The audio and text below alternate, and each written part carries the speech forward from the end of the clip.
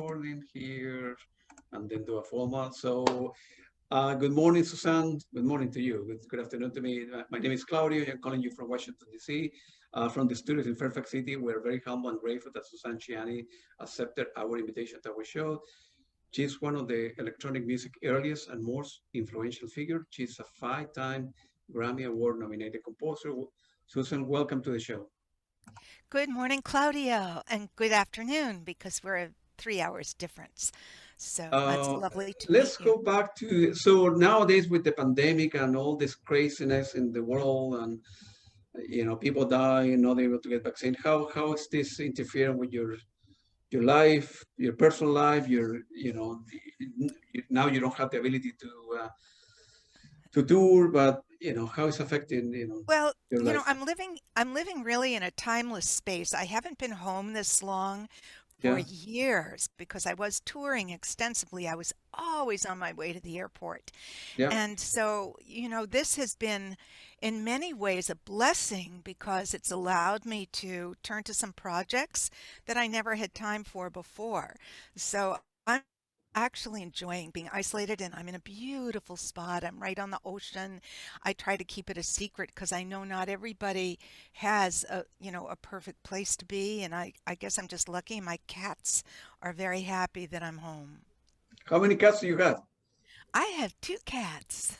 Wow. Yeah. Yeah, they You got, just come. Yeah, I don't okay. find them, they find me. Yeah. You have any kids or sorry, personal question? No, I come from a large family. So I grew up with, there were 6 kids in my family, and I loved having that experience. And I'm a good auntie now. I have 4 sisters, and Yeah. my niece is here now, actually. So I actually wasn't able to have children. And so in many ways, my music is my Baby. child. Yeah, That's okay. Yeah. yeah. I have one boy who's 17 years old and he's into music too. So I probably one day he will take this business over and do whatever he want to do in his life. I'm sure I he likes music that's different from what you like. Is that right? I mean, yeah, yeah, yeah, yeah. yeah, yeah. I'm a very kind of liberal person, so I want for him to do what is great for him, not for me, right? So I Yeah. was a rebel, growing up in South America. So and I did okay. So if he like electronic music or this or soundtrack or jazz rock, whatever, that's fine. So you were you born like in a musical family? I mean, when did you begin?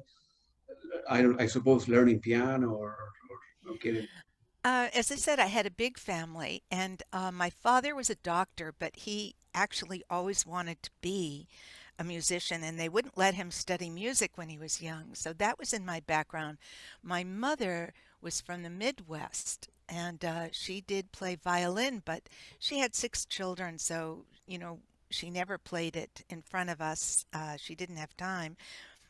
And but she bought a beautiful Steinway piano. So I grew up with this magnificent piano and I fell in love with it. And that began my passion for music. And then you able to learn a little bit from your mom, or you took like classes or like a formal Well, kind of training, or you learn on your own pretty much. so I needed to learn, and I found a teacher in high school Yeah. who knew about music, and he taught me harmony. And then, also while I was in high school, I started going into Boston, and there was a school called the Longy School of Music. And by this time, I was already playing, the Rachmaninoff piano concerto. I was self-taught. So I taught myself to read music and I taught myself to play, but of course I didn't have any training. So when I went in to audition at the Launchie School of Music and I played the Grieg, piano concerto, she looked at me and she said, "Can you play a scale?" And I said, "What is a scale?" And I didn't know anything. And so I had to start at the beginning. So I threw out everything that I thought I knew and, started at the beginning with scales and churny exercises and studying harmony with wonderful teachers there. And that's how I started. Yeah, thank you. I'm quite sure that you're aware of the Berklee School of Music. I don't know if that school existed at the time or not, but it's a Well, I very wish, well-known school. yes, now I teach there, a couple of times a year, and I love it. But at the time, when I was in college, I was also in college near Boston at Wellesley, and I decided I wanted to learn everything about jazz. And I didn't know about Berklee College of Music. My life would have been different if I had, because I could have, taken classes there. But as it was, I would go to New York City and hang out in Times Square and try to find jazz, in New York City. So jazz kind of passed me by. But Berkeley is an amazing school. Yeah, I have, as I say, I used to live in Boston, so I know the school well, and I have interviewed several folks that attended that, Berkeley and Juilliard School of Music in New York.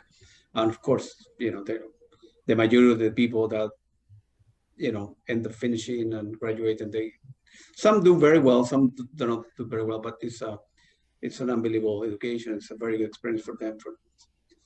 On Uh, the other hand, let me just say that I also protected myself because from the beginning I saw myself as a composer and it was very personal to me. My music was very close to me. And I was afraid of going to a conservatory yeah, because some of my friends who went to conservatories became very competitive about music, and very show-offy and this and that. And I didn't want that. So I avoided going into the so-called, the conservatories. And I did study music. I majored in music in college. I got a master's degree in composition at UC Berkeley, but I tried to avoid the factories. yeah, gotcha. I understand. Come You, here. yeah. Do you think that you found music, or you think music found you early in your life? Music came to me. Music came to me, and it said to me very early, it said, "This is your life." And I didn't know what that meant. I didn't know what the express. As we know, music is just a huge domain. There are so many unique expressions in music. There's no one path. And so I was just open. I was open to whatever the path was, and I followed kind of an unusual path because that's what presented itself to me. It was difficult to sort of convince your parents, your dad, your mom. I want to, I don't want to be a doctor. I don't want to be an engineer. Music is my calling. I want to go that path. It was difficult for you, or they Well, were very receptive for that. it's a funny thing because I always say it's because I was a woman that I was allowed to pursue this. My father was a surgeon and he had five daughters, and he was Italian. So his father came over from Italy, Yep. and his his ambition for his daughters was that we get married. Yeah. And he was a very kind of domineering Italian father. And he didn't believe in women really having professions. And so it's kind of a shock that in the end of my five sisters, one is a professional artist, another was a lawyer in a big law firm. I pursued music. My other sister was an architect, and the youngest was an engineer. Wow. So we all had professions, even though we weren't, Yeah. we weren't required, we weren't expected. That's That wasn't, that's great. In my case, yeah. I grew up with seven women around me. So they, four sisters, my mom, and the two ladies that work at home helping my mom. So I was raised, I had a very good upbringing, if you will. So my conception of women and uh, in the world that we live is very, very different. I want people to do well and, uh, to respect women. Women in general get paid 80 cents or 70 cents for the same job, the same background, the same degree. We live in a very macho world, and it bothers me. In many ways, I'm happy now that the vice president, Kamala Harris, a woman, and you know, and so on and so forth. So I have great respect for women. And in your world, one of the questions that I will ask you later on, it was, your field it had been dominated for male, the 90% or so, right? So I'm glad that you won the Moog Award and you have done well yourself, and it's set up an example for a lot of people coming after you because it's very important. I do believe that um, people are the same. People have the same chances to study the same career, do well in life, whether female or male or gay or bi, whatever it is. It just is stupid reasons in the world that want to bring certain people in certain direction, like women are bad in math or whatever. That's nonsense. So I grew up. My mentality is very different. So I'm glad you have done well in your life in that sense. Do you remember when the first time you bought your album, the first album that you bought? Well, the first albums that came into my life Yeah, were brought to me by my mother. She yeah, had gone to a fire sale and she came home with a huge stack of LPs, and they were all classical romantic albums: Tchaikovsky, Rachmaninoff, Chopin. Those were the. And then other than that, um, we all loved pop music, and we played 45s. So, I can remember The Great Pretender and, these little pop 45s, but my LPs were Indian music and classical music. yeah. You still buy music from other people as well, or no? Or you You concentrate there? know, I haven't bought music in years.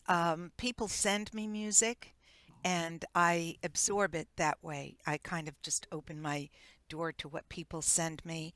I love to discover things as people refer me to them, but no, I haven't been buying music. Sorry. Do you remember your first encounter with sort of electronic music, if you will, in Boston or Massachusetts? Oh, my first encounter. Well, my first encounter was very minuscule. My music class went to MIT. Wow. MIT was our brother school, Yeah. so we could share classes. And it was the first year of that relationship. It was like in 1967. Oh, no, no, it was, let's see, I was in college until 68. So, yeah, it was like 1967. And there was a professor there who was trying to make a sound using the computer. And that's the first I heard of this concept of music being produced by machines. And then I was lucky because normally, if you were a composer, you would go to Paris and study with Nadia Boulanger. Philip Glass went there, Steve Reich went there, everybody went there, and I was going to go. But my dad would have had to pay for it, and I was given a full paid fellowship to go to Berkeley on the Yeah. West Coast, UC Berkeley, which the graduate school was rated #1 in the country then. Yeah. And so I thought, I want to be independent. I'm going to go to Berkeley. And of course, that's where Don Buchla lived. Yeah. And I met him, and that's also where Stanford was. And they had, a pioneering center for computer music called the Artificial Intelligence Laboratory. Yeah. So I just say I was in the right place at the time. That's great. A lot of it's a difficult question for me to ask, but a lot of electronic music pioneer in many ways have been men, and there's still a culture of man-dominated world that persists today. What's your opinion on that stuff? You are probably no one of the few, but fewer, if you will, breaking ground in this area. Well, our history is his story and not her story. And what we're starting to uncover now, in fact, is that there were women in this field. Yeah. So we just don't know about them. Yeah. I didn't know about them. I wish I had had a role model, a woman, to look up to who show me this possibility. My role model was a photographer instead because that was a technological art form. But there were women like Daphne Oram, and I just found out about her a couple of years ago. She had started the radiophonic workshop in England, and then of course Delia Derbyshire. I didn't know her 5 years ago, and she was the one, maybe you know her, but anyway, she was known for doing they did tape, music concrete, and they worked with sounds. Electronic music, came through many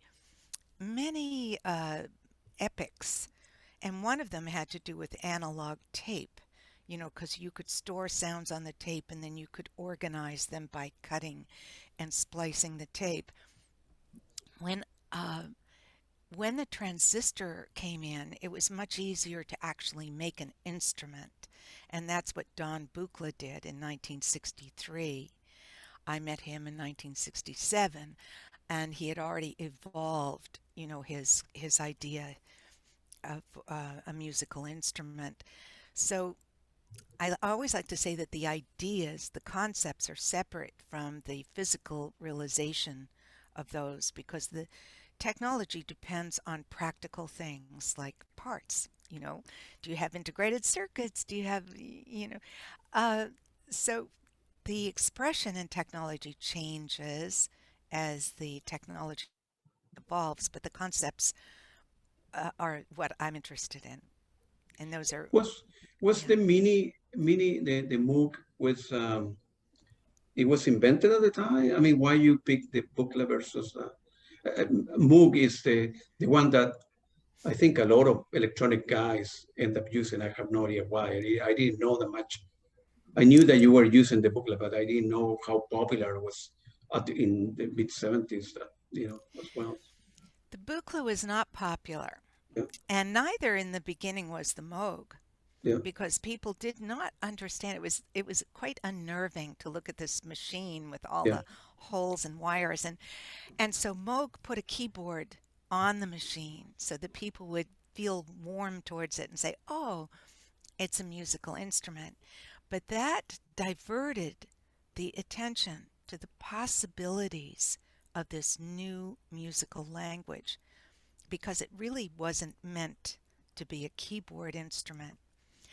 And Don Buchla refused to do that because he was saying, look, this is about voltage control, not finger control. Not you do an action and you get one result. So the Buchla was not as popular because it was not understood, but I worked for Buchla. Oh You know, wow. ap- yeah, after graduate school, I went to work in his factory. It was small, and few of us sitting at tables and putting parts into circuit boards, but I fell in love with the potential of that instrument.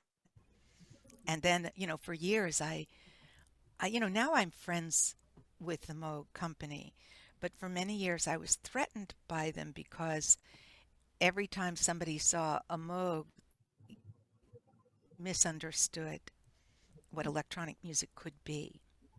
I see. I see. So that was an evolutionary challenge. Yeah, I got you. Okay, thank you very much. I will ask you now some question about some albums that I recently was able to listen to the Buchla concert 1975, I think it's called, and that's a beautiful album, man. How that album came together? Well, in those days, what I was doing was live performance. So I worked for Buchla. I adopted his vision that this instrument was a performance instrument, and I dedicated myself to playing it live. I went to New York in 1974 specifically to give a concert in an art gallery. So I performed in Quadraphonic. And then the next year, I had a couple of other concerts, one at the WBAI radio station and another at Phil Niblock's loft. And we didn't record in those days I see. because it was quadraphonic and you couldn't really record. But there were some, the radio station made a stereo recording, and the Phil Niblock recording was, I think, just a mic in the room. Uh, and when, oh, well, my vault, I was never going to release them, but I was contacted by Finders Keepers in England, and Andy Botel asked if he could release some of my archival recordings. And I'm glad he did. At first, I thought it was a silly idea, like who would want to listen to this, but those recordings really are a document of performance techniques with the Buchla 200. Yeah. So, yeah, today I don't play the 200. I have the 200E, and the 200 I think really was the pinnacle of analog modular instrument. In general terms, there's a big differences from between the 200 and the 200E, or big Well, technological differences, or yes, many of the differences are very technical and tiny and maybe too much of a discussion to describe. I'm using a very compact system because I travel a lot with it. And if you notice in the day, my system was huge.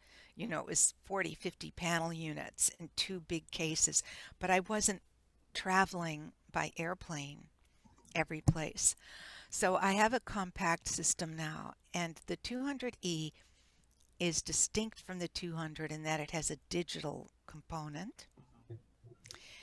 So it has, this means that digital is not really, digital is when we have menus and it's not real time. Digital has memory, but it's not interactive necessarily. So it's a compromise for performance. So I have a sequencer. In the old days, it was very, very big, and it had 64 knobs, and I could turn those knobs and interact with it. Now, for compactness, I have a sequencer that is 1 panel unit, but I have no access to controls because it's digital. So it keeps the space tiny, but it limits my interaction. So I've developed new techniques for the limitations of this 200E. I got you. Thank you, Raj. What can you tell me about Seven Waves? That's a beautiful album too. I mean, Oh, I'm so glad you like that one. oh, I That love was, this stuff. well, that was the album I always wanted to make. So when I was a young synth, Buchla player in New York, in those days you had to have a record deal or you couldn't release music because there were no CDs, you couldn't make them yourself, and I could not get a record deal.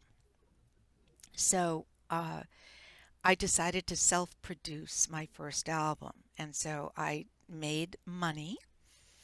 In those days it was very expensive to record. So I earned money doing commercials, and then I would book studios on the weekend, and I started this album. By the time I got into a position to make this album, I was no longer playing just solo Buchla. And also I had suffered in that medium because nobody understood it. And so when it came to actually recording, I made a synthesis of my electronic vocabulary and my classical background. So 7 waves, there are 7 pieces, and they are based around melodies. Yeah. It's all electronic. The waves were made on the Buchla, of course, and each wave was distinct and designed for each piece, and then all the pieces were connected by the waves. And it took 2 years to make, and I'm very proud of that album. Yeah, that's a beautiful album, right? The other one that I bought this weekend as well, according to Claudio, is the best album you've done, is the live Quadraphonic. I really like that one. I mean, Oh, I don't have all your stuff. I have, I don't know. I bought six this weekend, like I told you, from Bandcamp and Amazon. I have three or four, or the earlier stuff you have done with in private music and the Peter Bauman's label. But they yes. like Quadraphonic. At least it resonates with me a lot. And I think, in my opinion, right, it's the best piece of work you ever done. I don't know. That's so funny because, I that was my very first comeback concert. So Oh, I hadn't played the Buchla live in 40 years. oh, And you know, how did I even come back to this? I mean, I reconnected with Don Buchla when I came back from New York. I came back to the West Coast, and he talked me into getting a new instrument. gotcha. And then I warmed up to it slowly, and it's funny, it's actually Moog Yeah, that invited me to perform in San Francisco. And so it was easy for me because it was close by. I live near San Francisco, and it was a wonderful concert, but it was all new. It was a whole new machine. So it doesn't sound anything like the well, 1975 concerts, don't you agree? yeah, it's very, very, very good album. In 2017, you were the first woman to be awarded the Moog Innovation Award. How was the experience, man? I'm quite sure it wasn't shocking to you. It's unbelievable that after all the man, somebody say, no, no, this Well, is, my whole relationship with Moog is one that I would never have imagined. yeah, Because, as I say, when I was young, Moog was the enemy because they were promoting, keyboard use of the machine, and that popularized. It became the buzzword for what this was all about. And I was always upset about that because it distracted from what these machines could do. So then, years later, I was invited to Moog Fest. And I said, well, I played at the first Moog Fest. And I did it so that I could play a Buchla. I said, well, I'm going to play a Buchla instrument. I played the MIDI piano bar, which Buchla designed, but Moog manufactured and distributed. So here you see the arc of time shifting things. They used to be East Coast, West Coast, and diametrically opposed, and now they were working together. And that's what continued to happen. So I played the piano bar in New York that year, and then I was invited to Moog Fest later. Again, I said, well, I'm going to play the Buchla. And they said, fine.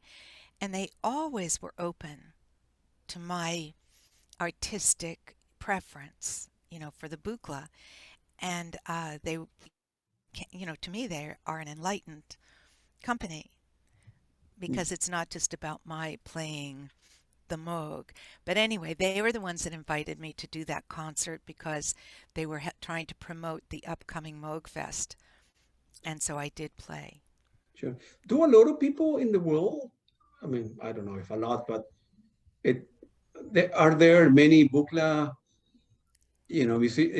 musicians using that Buchla instrument, or there's not that popular nowadays You in know, this? Don Buchla never wanted to be popular. He always felt that if he had become popular, it would be, because his instrument wasn't uh, up to snuff. He was the esoteric nonconformist in his design. His instruments, people say, are expensive. So they are expensive, but now there's a revolution because the kids are playing Eurorack. So they've gone back to analog. And at this point, what my mission is that we reinvestigate Don Buchla's designs because I call him the Leonardo da Vinci of electronic musical instrument design. Yeah, And so even if you don't buy a Buchla, you need to become aware of his design so that those can be absorbed into the languaging of electronic music, now the design of modules. So I guess you'd say they're expensive, but to me, uh, technology was really expensive in my Yeah. day. I mean, I had one instrument that cost $200,000. Wow. Yeah, the synclavier.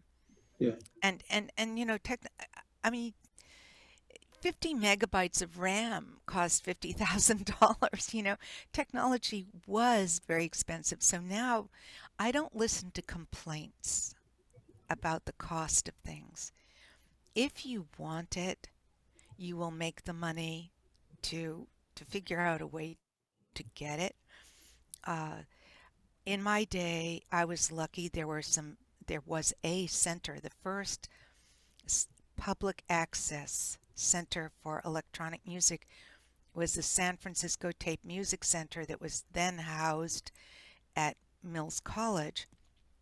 And I could go there and play the first Buchla. The Buchla 100 was there. There was a Moog there, and you could get hands-on experience. And we need more of that today. Yeah. There's a center uh, in let's see, there's one in Australia. There's one in Sweden.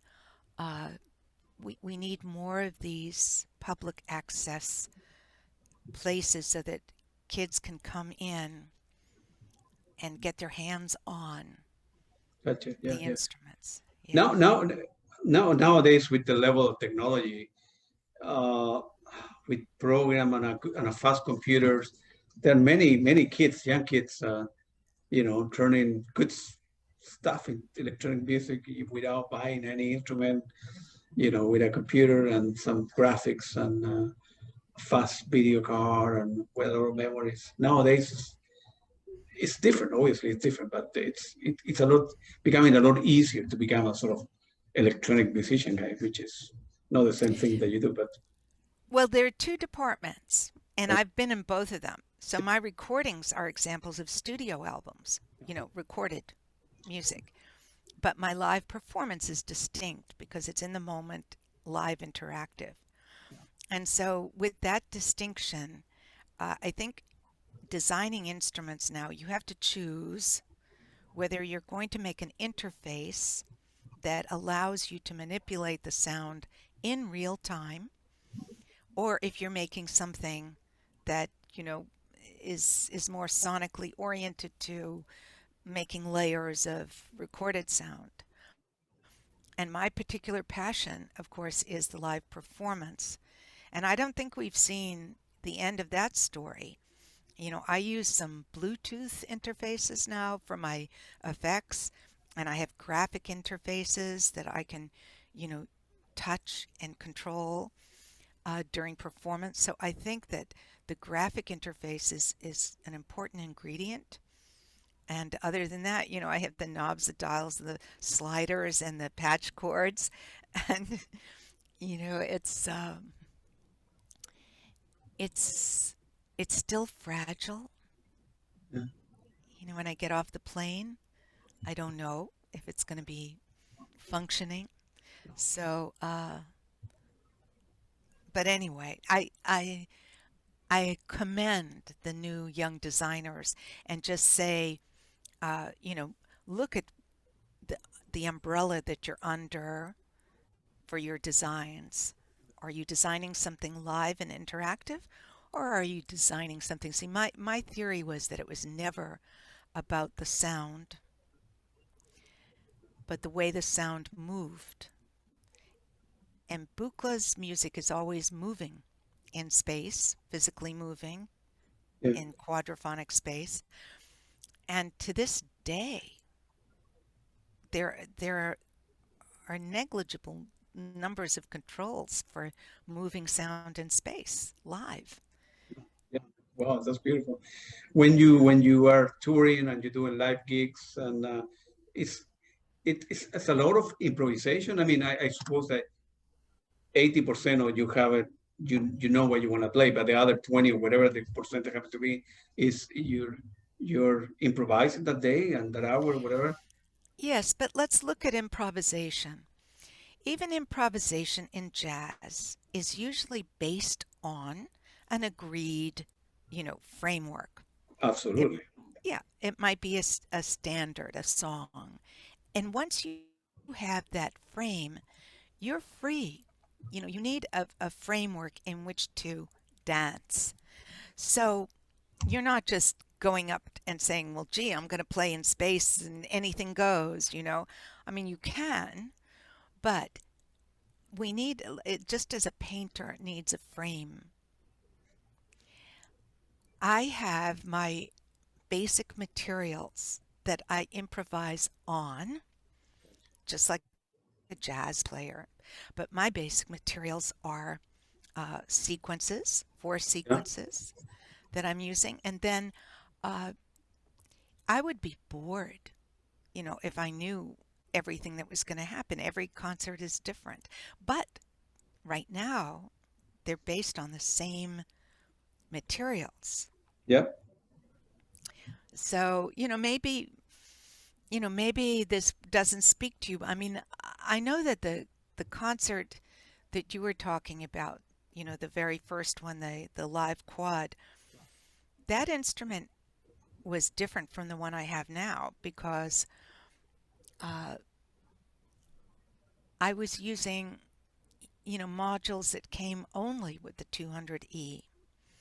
And once I started to play again, I missed some of my older modules and I had those cloned. So my new instrument has a multiple arbitrary function generator.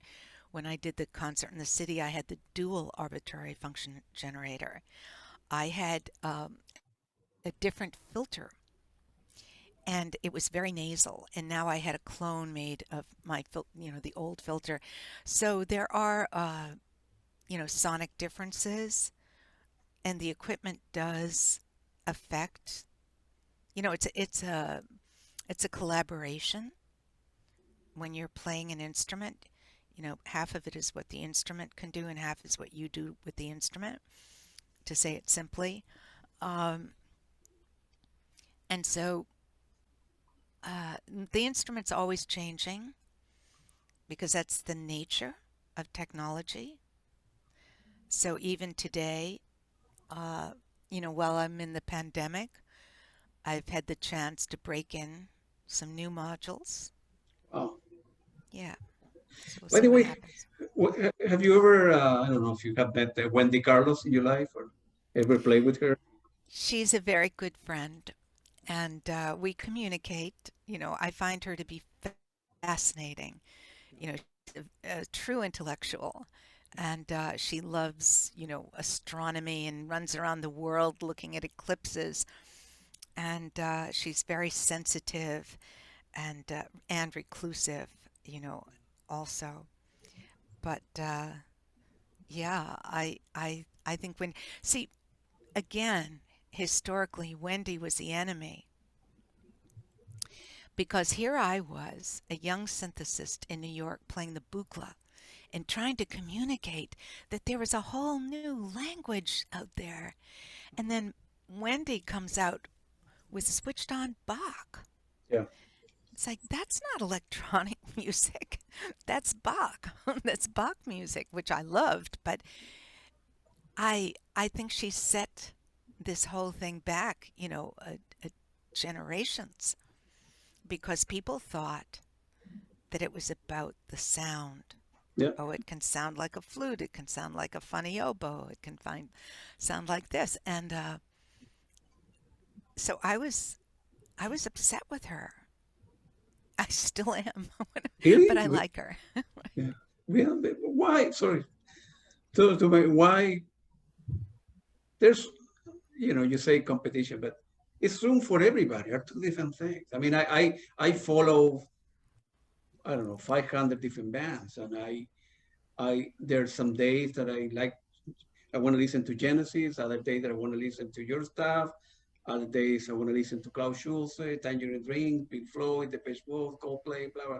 Because I have a lot of big collections, so it, it's the way I feel that day. It wouldn't be. It's not different, right? So it's great that people like different type of music, right? If and different kind of food. If everybody like Italian food, the world will be boring, right? Or Japanese food or whatever comes to it. It's great that, you mentioned the word competition, but it's great that possibilities are there for guys like me, listeners, that can tune into this stuff or that stuff. That's right. Yeah. And it's interesting, I think, because hearing is very subjective. Yeah. So the way you hear, my sister is an artist, Yeah. and she would take me to a museum. Yeah. When I went to a museum, I would go and I would have an experience. Yeah. But when I go with her, my experience was deepened because I had an educated, Right. conduit for these art, and I could read them in a more in a deeper way. And so I'm always aware that, sometimes things just fly past our ears and we can't grab them. We don't even know what's there. Yeah. And if you have, as you have, a musical ear, that you have educated your ear, your listening is a deeper, you can appreciate on all levels. This is why, for a while I was associated with, a lot of my romantic music became called New Age. And people said, oh, New Age, that's elevator music. You don't even need to listen to it. And that was a real kind of, it was a shame, really, because then people didn't listen. They didn't know how to listen. They would hear something going by, and they would miss the depth of the music, the counterpoint, you know all the things that went into the architecture and the composition. Uh, so I appreciate listeners who have ears. Well, thank you. Thank you. Yeah.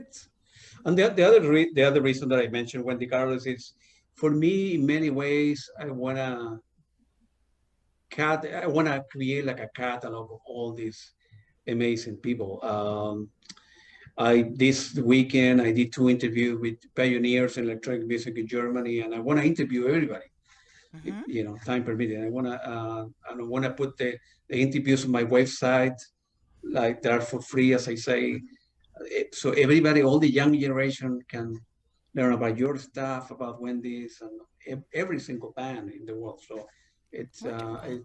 I want to, before many folks now in the mid 70s, I would not be able to tour or play or do interviews. I'm in a hurry I want to talk to everybody. So, and Wendy Carl is one of them that I have, I don't know, like 7 or 8 albums from her. And I know she's very reclusive, and I would love to, get a hold of her and, a 20-minute, 30-minute interview, because I, I wanna convey her side of the world to a lot of people, and I know she doesn't do that many interviews and stuff like that. Well, she's working on her autobiography, so all of that will be coming out.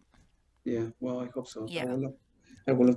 yeah. Can you tell me about the independent level with the private music with Peter Bauman? You did, I think, 6 or 7 albums in his label.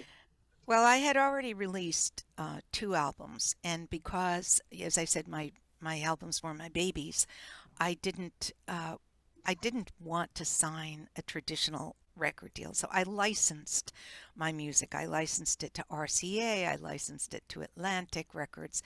I refused to let them go, but Peter was my buddy. So I met him when he came to New York, and he wanted to start a label, and he asked me if I would basically help him get it started.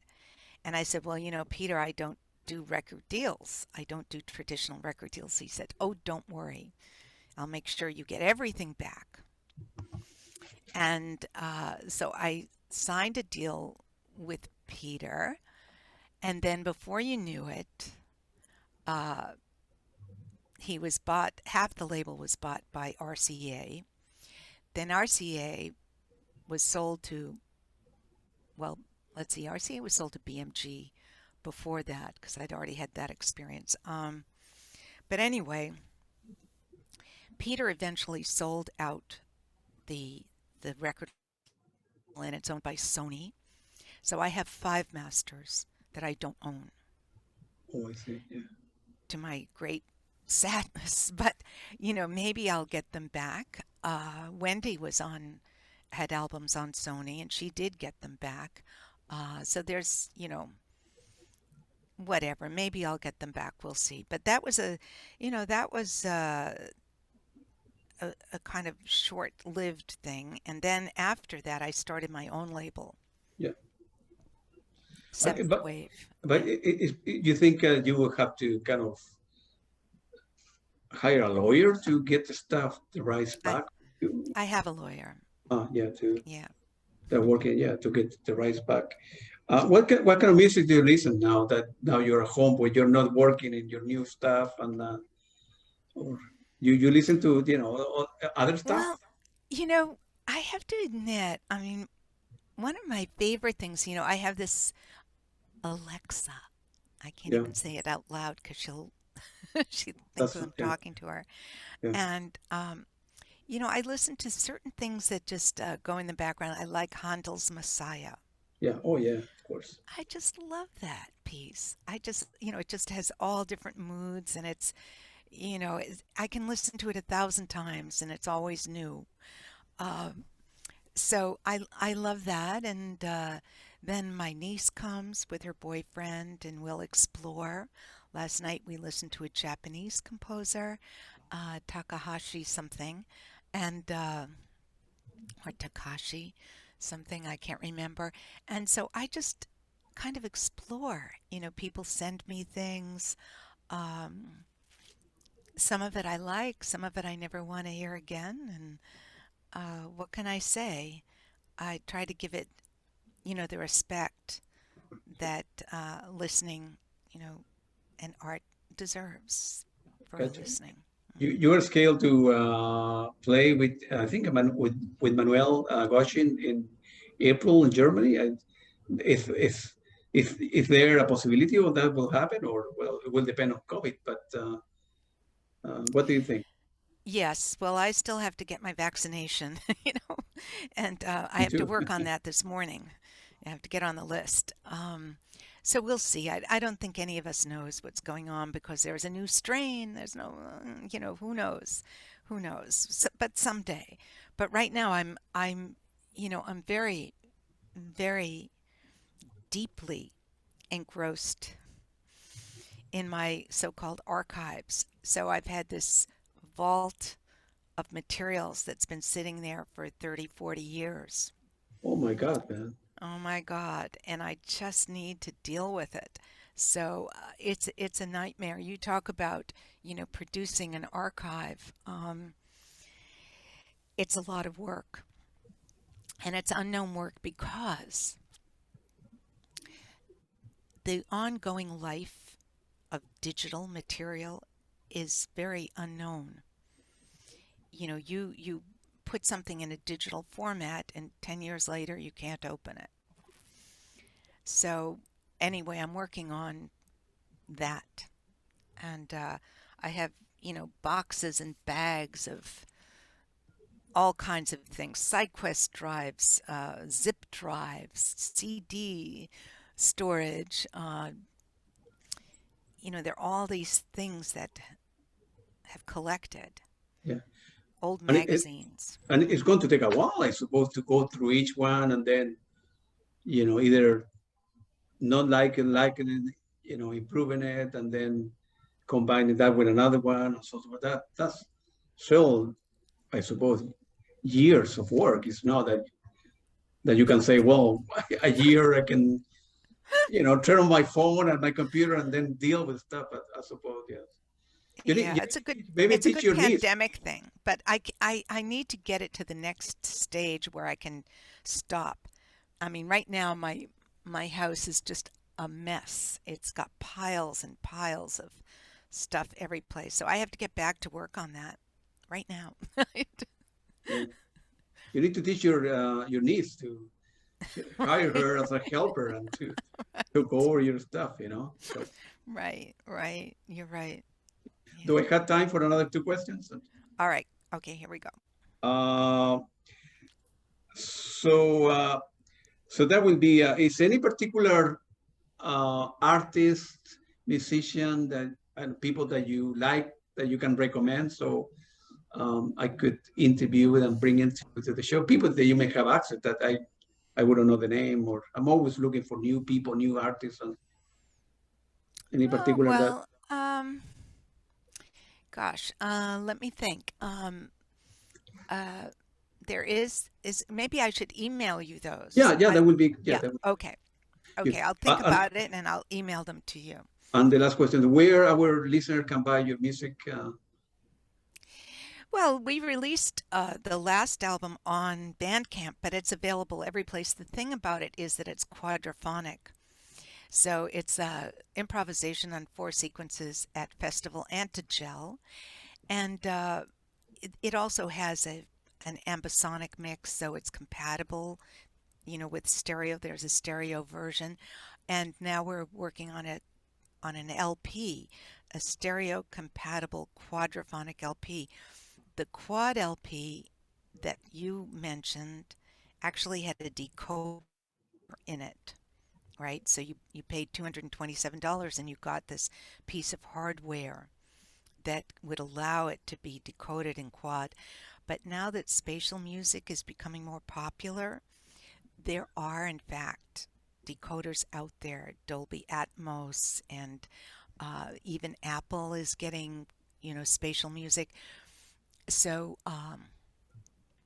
we can now release a quad LP that will decode automatically in your sound system. Great, And thank you. that's what I'm doing.